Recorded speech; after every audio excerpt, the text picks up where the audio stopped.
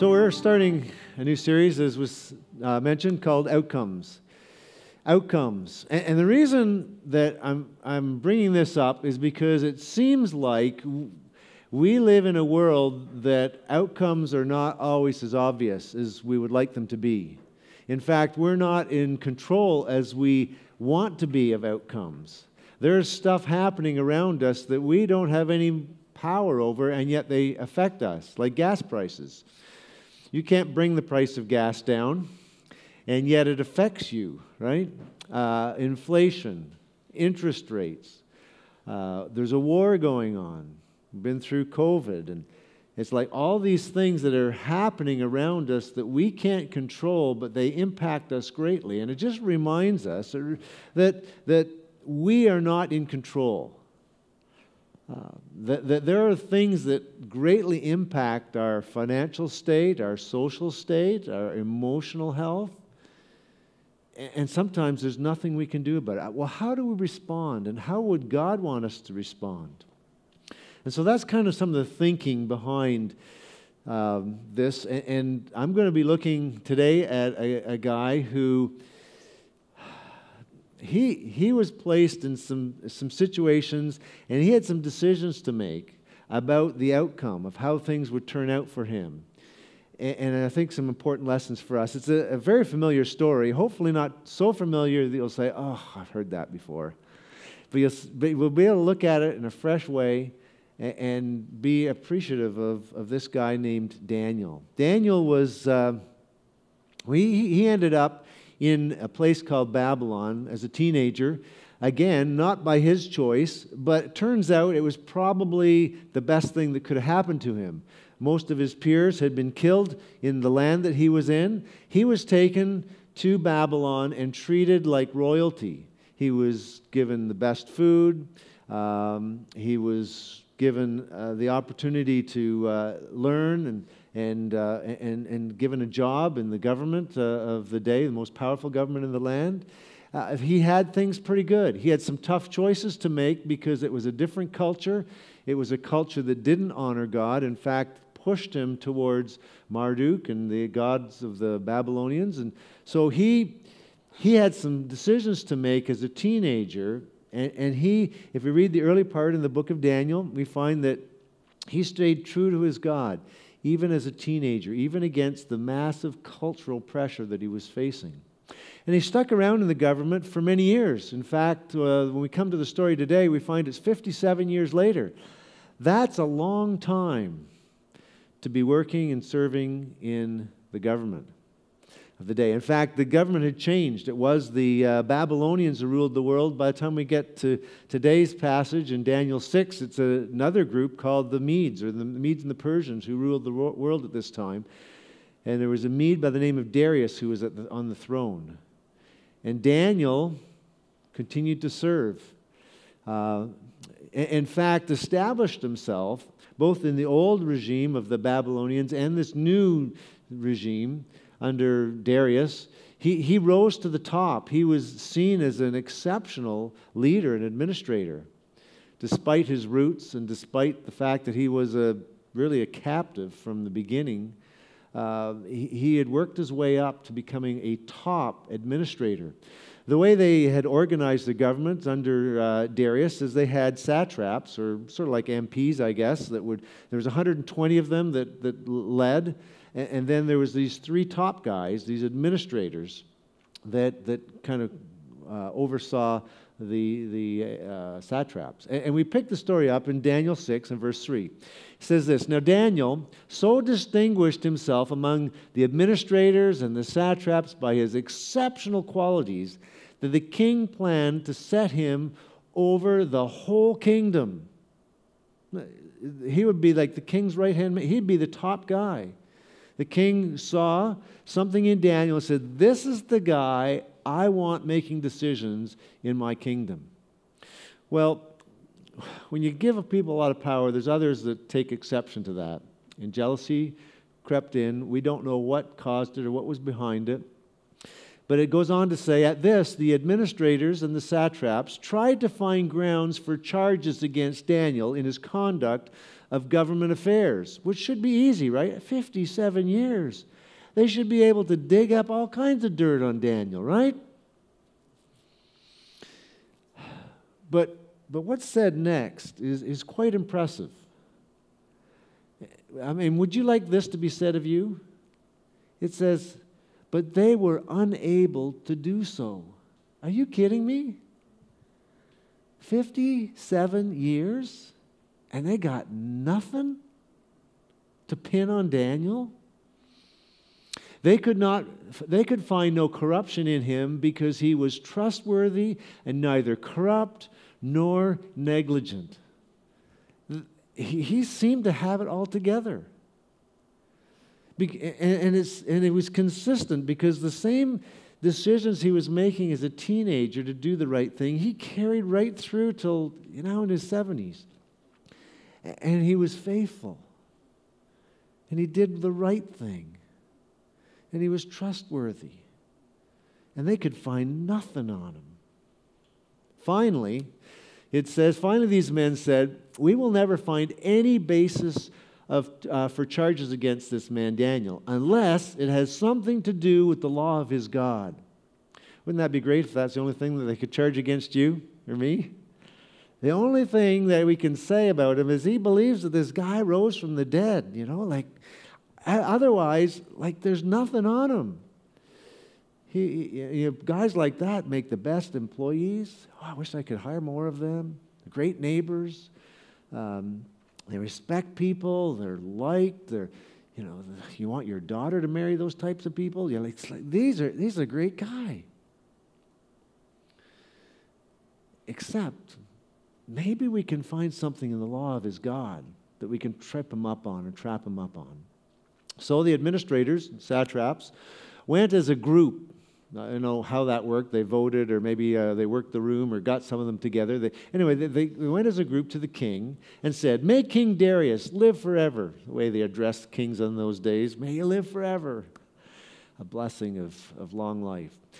The royal administrators, prefects, satraps, advisors, and governors have all agreed that the king should issue an edict and enforce the decree that anyone who prays to any god or human being during the next 30 days, except to you, your majesty, shall be thrown into the lion's den. We would like everybody to bow down to you. Let's have this 30 days of Darius. How's that sound, King? We do the parades, we do floats, we have dancing and parties, we sell bobbleheads. We just have this, focus on you. You're the great king here, so let's have a great 30-day party to celebrate you. And no one can celebrate any other gods or pray to any other gods. What do you think of that, Darius? Sounds like a good idea? Darius probably should have thought, what are they getting at here? What's behind this? Anytime a leader is approached with a whole bunch of, you deserve this, or it ought to be a red flag that something's up, right? Sometimes we don't see it, and sometimes it's not even bad. It sounds like a good thing. But we ought to get suspicious. We ought to think about what's going on here when someone's trying to, butter me up or make me look good, or just what's going on here. And something happens to us also. And you see it sometimes when people get to a place of power or given a position or a job, and you see people start to feel entitled. They say that's a big issue in our world. Entitlement. We feel like we deserve stuff. We deserve, to make our own choices. We deserve our freedoms. We deserve to do what we do, We expect this to happen. Anyway, They continue on, now your majesty, issue a decree and put it in writing so that it cannot be altered. Again, another red flag. Why do you care about that? In accordance with the law of the Medes and the Persians, which cannot be repealed. You can't change. It was actually, put something in writing was a big deal back in those days. Like if you wrote something down, and because not everyone could read or write back in those days, and so it was almost like magic. If you could write something down and send it off to another city, and someone would read it, it was like you were there. This is the words of Darius, and he's not even here. You could be at multiple places and be read. It was like a very powerful thing. And when you wrote it down, it was like, this is unchangeable law. So put it in writing. So King Darius put the decree in writing. I deserve a little bit of love. I deserve this. Sounds good.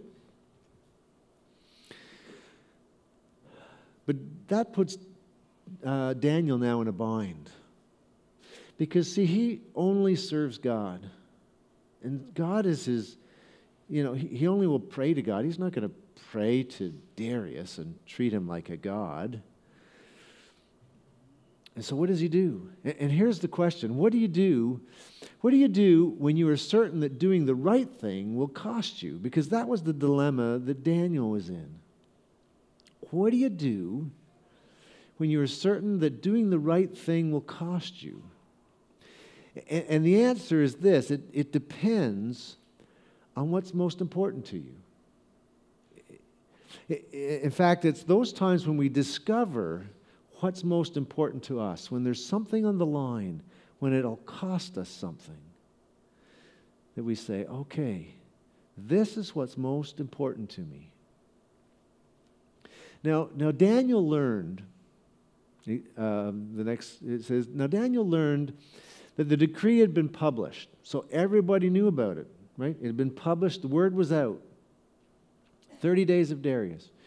He went to his home, to his upstairs room, where the windows opened to Jerusalem, and 3 times a day he got down on his knees and prayed, giving thanks to his God, just as he had done before. So he didn't change. This is what I do. And I'm going to continue to do it. I thought about this a bit. I don't know if I would have done that. I mean, open the windows part.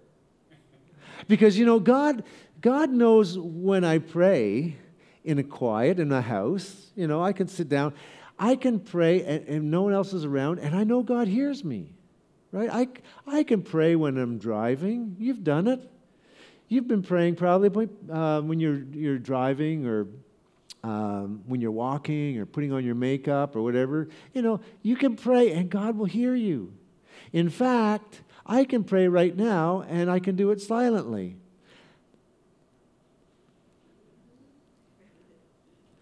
And and God knows. He knows what I say. He doesn't have to see me. So why open the windows? He opened the windows because that's what he did every day.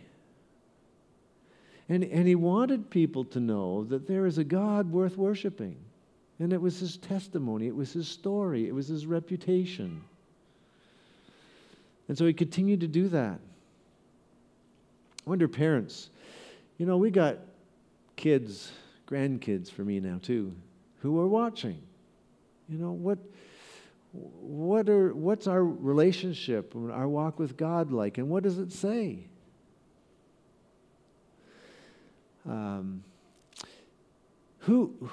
Here's another thing, and this ties into the series and why I chose this story. And the question is this: who determines outcomes? Because this is something Daniel had to wrestle a little bit, leaving those windows open. It's like, okay, this could go very badly for me. He had heard about the lions. He was well aware of the lions.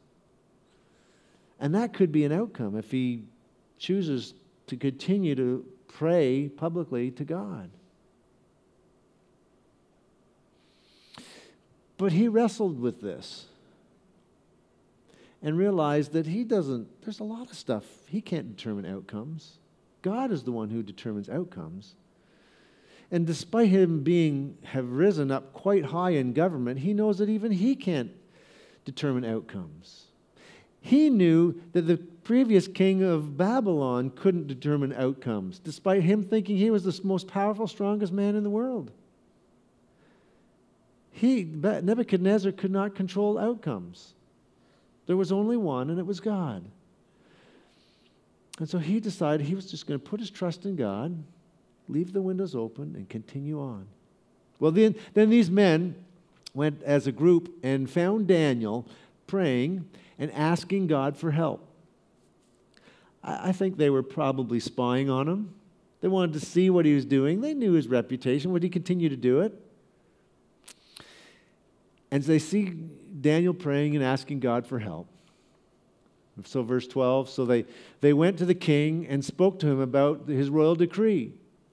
Did you not publish a decree that the next 30 days, anyone who prays to any god or human being except to you, your majesty, would be thrown into the lion's den? And the king answered, the decree stands in accordance with the law of the Medes and Persians, which can't be repealed. Yes.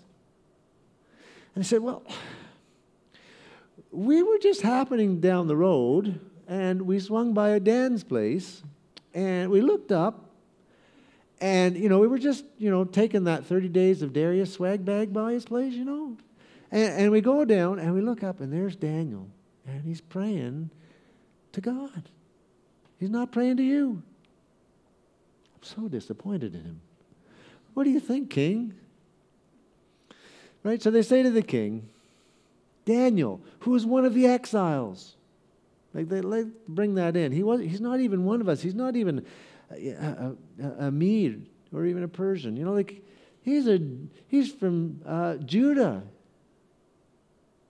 He's one of them. And he pays no attention to you, your majesty, or to the decree you put in writing. He still prays. They knew he did it before. They knew where to find him and knew what time to find him. He still prays 3 times a day.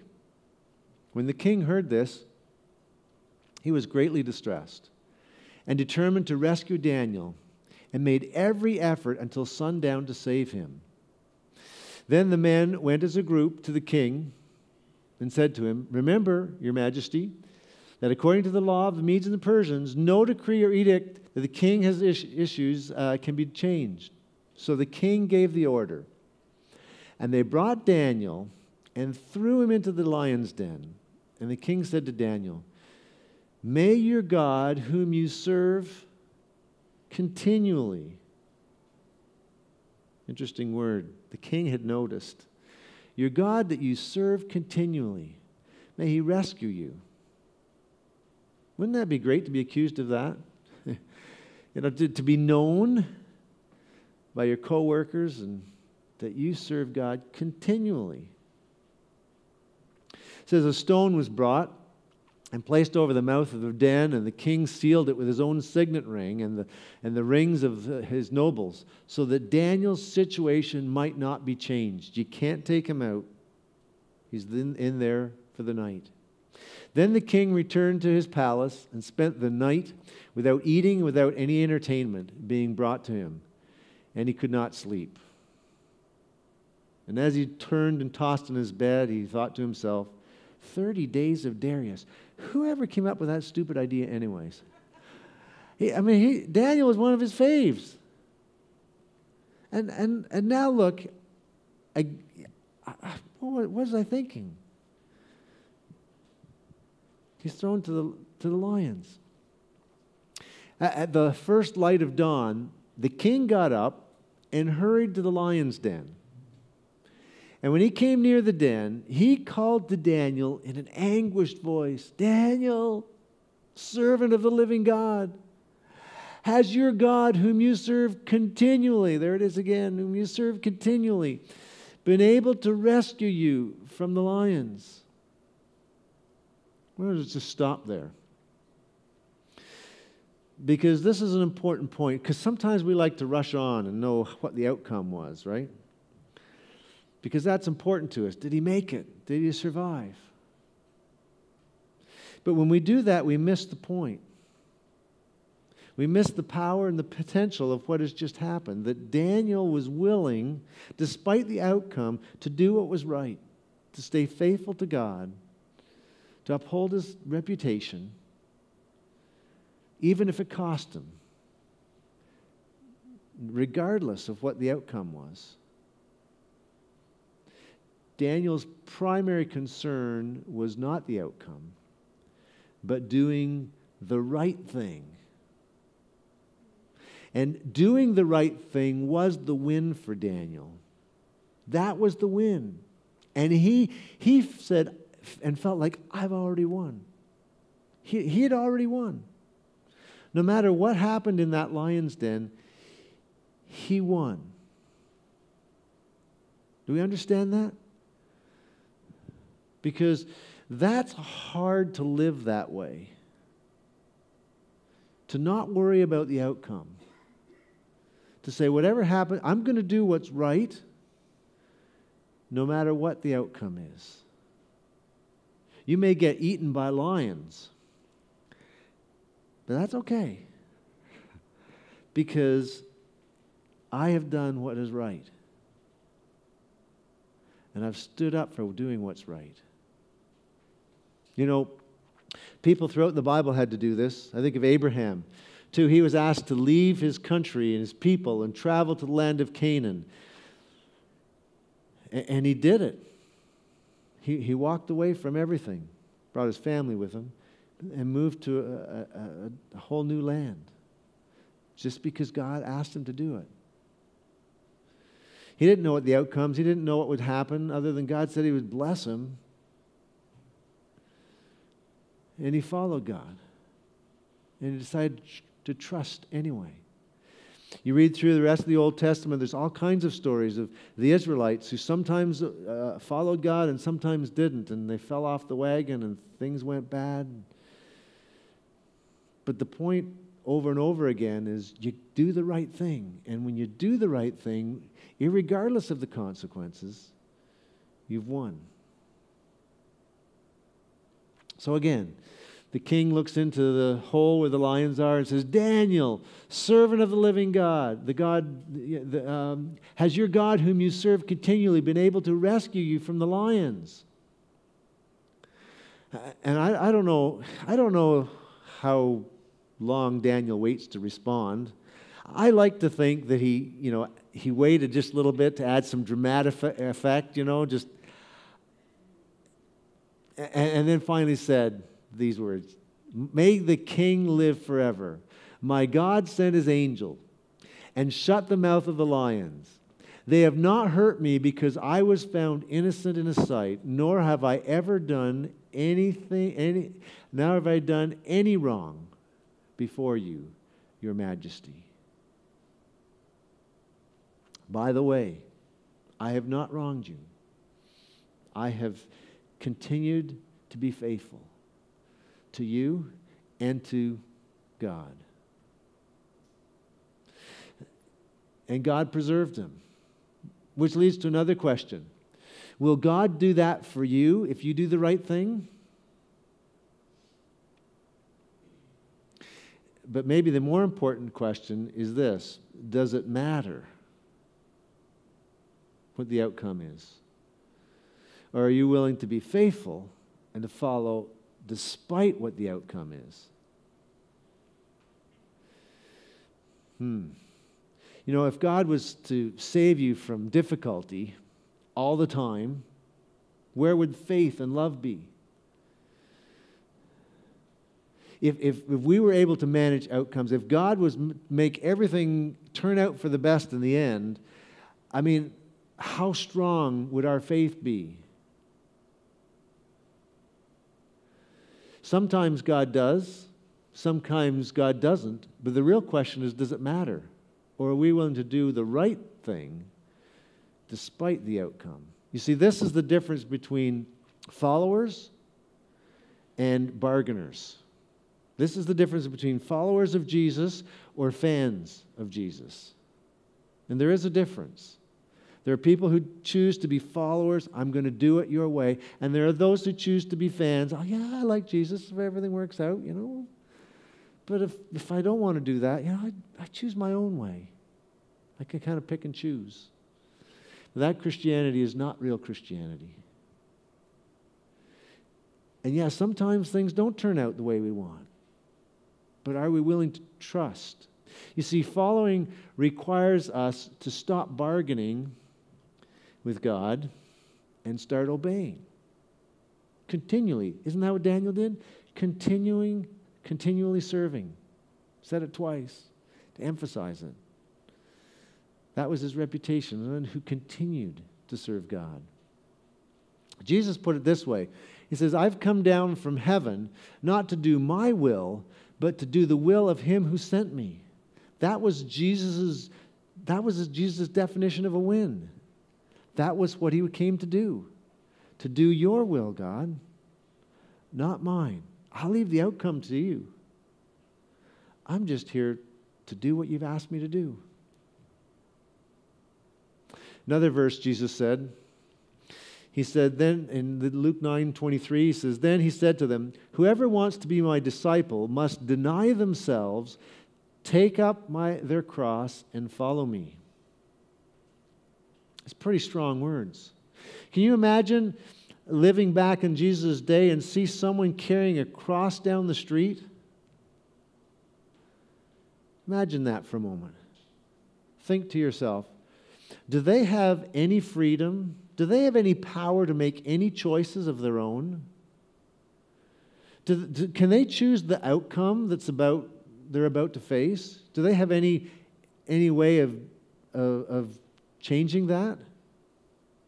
Jesus said, that's you if you're a follower of Christ.